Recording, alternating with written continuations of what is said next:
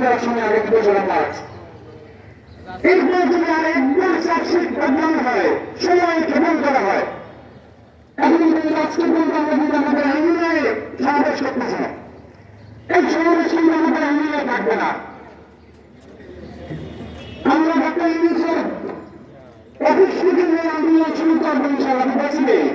আগামী 2 মাস পর্যন্ত আমরা সময় দিলাম ওই দিনটা আমরা সাবমিট করতে না পেরেছি আসি আপনারা কিছু দিন যে আসি সেই মধ্যে কতদিন সময় নিয়ে আসবে 2 তারিখ দেখি আমরা 3 তারিখ ঘোষণা করবো আমরা প্রধান পুলিশের কার্যালয় ঘেরাও করবো ইনশাআল্লাহ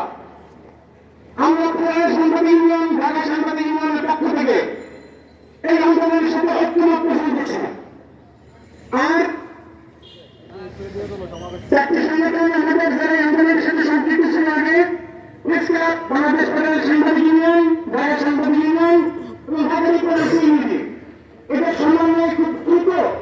এই সমন্বয় কমিটি করে এই আন্দোলনকে এর আহ্বান জানাচ্ছি এবং যারা এই প্রস্তাব করেছে তাদের প্রতি আমি সমর্থন জানাচ্ছি আমি আশা করব আমাদের এই সংক্ষিপ্ত আলোচনা এবং এই সমাবেশের যে আলোচনা আপনাদের কাছে পেশ করা হলো সরকার এটি খুব গুরুত্ব সহকারে নিবে এবং যেভাবে সমাধান করা যায়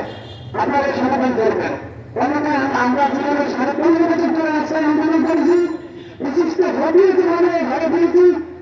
আমরা কিন্তু সেইভাবে আবার রাস্তায় নামবো আন্দোলনের জন্য এই আহ্বানকে আমি বক্তব্য শেষ করছি। আসসালামু আলাইকুম ওয়া রাহমাতুল্লাহ।